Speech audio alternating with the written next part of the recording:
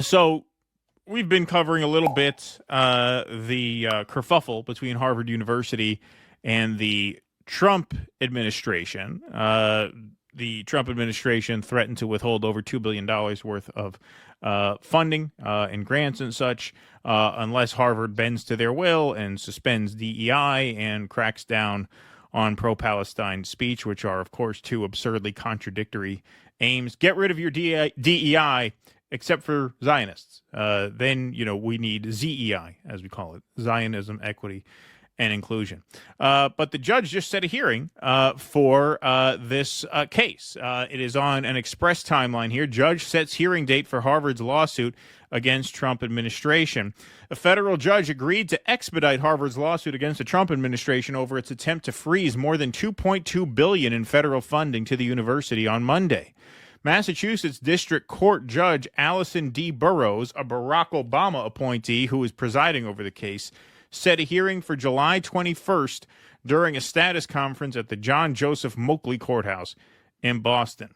The decision came after Harvard requested an expedited schedule for hearings in a Wednesday court filing and indicated it planned to seek a resolution through summary judgment, a decision issued without trial. The university also declined on Wednesday to seek a temporary restraining order or preliminary injunction, which would have temporarily blocked the White House's proposed funding freeze before Burroughs reached a decision in the case. Burroughs set a June 2nd deadline for the parties to move for summary judgment. Harvard sued the Trump administration for demanding that the university accept sweeping concessions, including disciplining members of prominent pro-Palestine groups and eliminating all its diversity programming, or see billions in federal funding pulled. In its lawsuit filed last Monday, Harvard argued the move violated procedural requirements and represented an unconstitutional affront to its academic freedom. Well, Harvard University has an unlikely ally, apparently, in Candace Owens, who has obviously been at odds with some of the MAGA base, the pro-Israel faction of the MAGA base, but it remained a question, will she turn on Trump beyond this one foreign policy issue? Because as we know, the Israel issue has tentacles in all kinds of other issues, economic issues, civil liberties issues, even public health issues. As we found out, the NIH is now withholding research grants to organizations if they're at colleges that are divesting from Israel. So it remained a question, hey, how far is she going to take this? Well, good on Candace Owens, backing Harvard University against Donald Trump, going as far as to say that she doesn't recognize this administration anymore. I never thought that I would see a day where I would be rooting for a university above Donald J. Trump and his administration. But I don't recognize his administration right now. I don't recognize what's happening. I have a theory. I do. We were kicking around some theories earlier, me and the team, and we were going, how could Trump be such a free speech enthusiast and allowing these things to happen? Going after college universities, trying to suppress speech, while pretending that you're not suppressing speech, while pretending that you're fighting DEI. It's so messy. It's so obvious. Everyone knows what you're doing. People who are still trying to grift, I suppose, are not willing to challenge you on this, which is ridiculous, because when you are out of office, we are going to have to live with these consequences. Our children are going to have to grow up in this America, okay? So when you threaten our speech, it's not worth it so that we can have pom-poms and go hurrah for a couple of years, then go, okay, well, yeah, now it kind of stinks because, we're getting arrested for wrongthink. We got David Friedman. Yeah, arrest him. Arrest Tucker Carlson and Candace Owens. Get them. I love it. And if you think it's going to stop with college campuses, you're out of your mind. So you better buck up and root for Harvard University in this fight. Pretty good. And of course, she's touching a third rail there in her own space with the grifter comment. But it's true, man. It's true. It is so easy to just cheerlead for Trump. I mean, if we decided to do that, we'd be at 1 million subs right now, easily. The growth in that is unbelievable. You could be the most untalented, mid-wit moron on earth. And if you create the thumbnail of a liberal woke kid crying. Trump pointing in their face and laughing, forget it, man. That's gold. You got gold. The one on the knees exactly when he got elected. Yeah. Right? Exactly. You got the one with the glasses. Yeah, right. That's all it takes. The videos don't even have to be good. You just need good thumbnails. That's really it. If you have a good thumbnail game and you cater to, a specific, slice of the online market, you will do extremely well. And that of course, is what's happening all around her. And the question was going to be, how far will these kinds of creators go to toe the line? At what point does it become completely untenable? Because Candace Owens has been talking like this about Israel for a year, and it's like, all right, well, I mean, I'm assuming you still back Trump in the election, so at what point do you disown Donald Trump? And she says, I don't recognize this administration right now. How could you say you're pro-free speech? Now, I never thought Donald Trump was pro-free speech, but he did talk like he was. And the conservative movement sort of adopted that as one of its causes when speech was under attack from the liberal left, which was in power.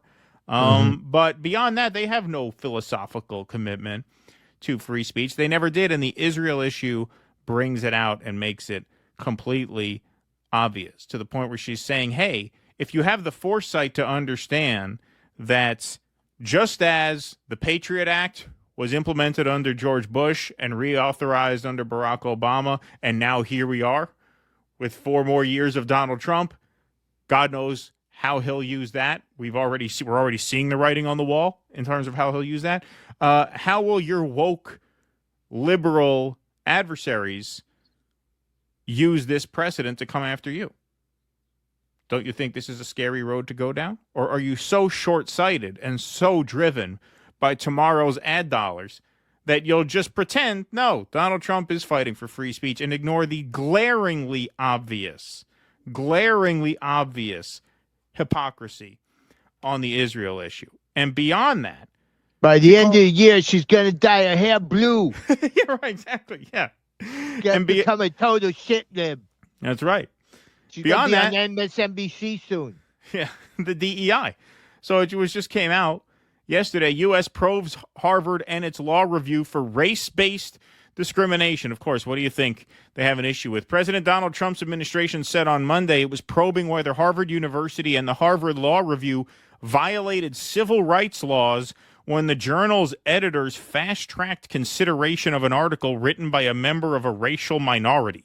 The announcement of the probe by the U.S. Departments of Education and, look at that, Health and Human Services. Oh, don't worry. Hey, how much harm could he do? It's not like they're going to make any decisions regarding, Israel or racial politics or anything like that. No, don't forget, it's not just health, it's human services. I guess this falls under human services. Said Harvard Law Review editors may have engaged in race-based discrimination in violation of Title VI of the Civil Rights Act.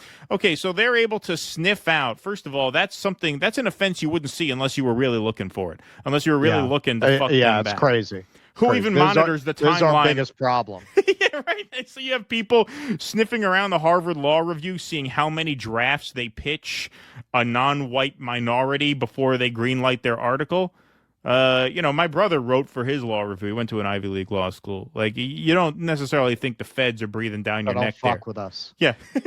the feds breathing down your neck. So that's the other just obvious one-sidedness of all this. You're cracking down on DEI while seeking out special protections for Jewish students on behalf of Israel. Friedman, the guy who she mentioned, we showed a clip of him last time on the show. He was Trump's original ambassador to Israel, who said, hey, now it's great that Donald Trump is willing to crack down on anti-Israel speech, including fines, deportation, and yeah, he floated it, potential imprisonment. Well, where do you think that comes from? That all comes from the Patriot Act crackdown, which was, 5 administrations ago? So if you have actual principle and you have foresight and you're not just a complete click-chasing hack like most of the people in this space, especially in her corner of it, I must say nowadays at least. That can change with the times, obviously. Sure. It depends on who's in power, right? You always have your ass-kissers. But if you're not one of those people, you surely understand the danger in doubling and tripling down on support for what this administration is doing, and just as importantly, ignoring the free speech, the flat-out assault on free speech that Donald Trump is committing.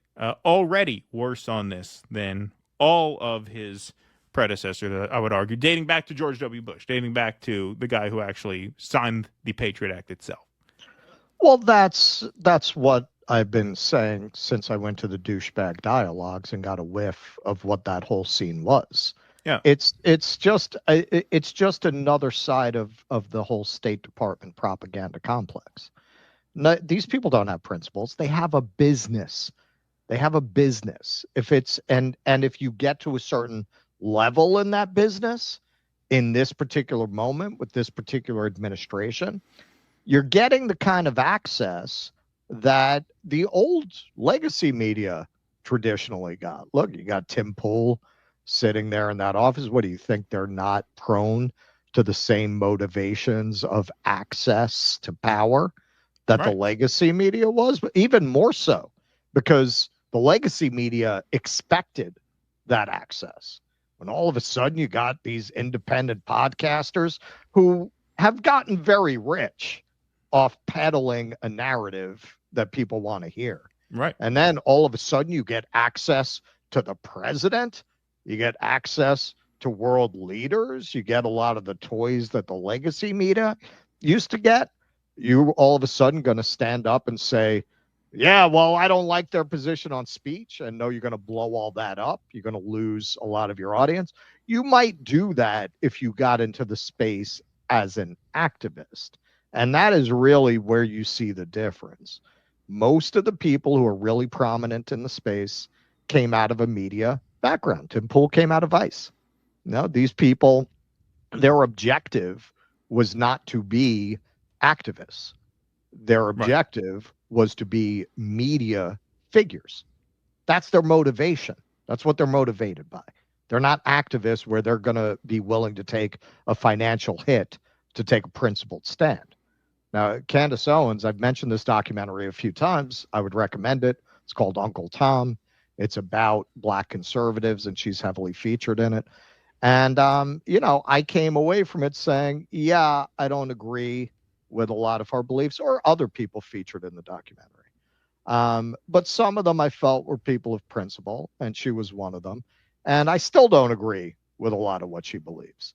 But I do think she is a very rare exception in that, particularly in her corner of the podcasting space, who is willing to take the slings and arrows you're going to take when you say something like that about the big chief that they all worship.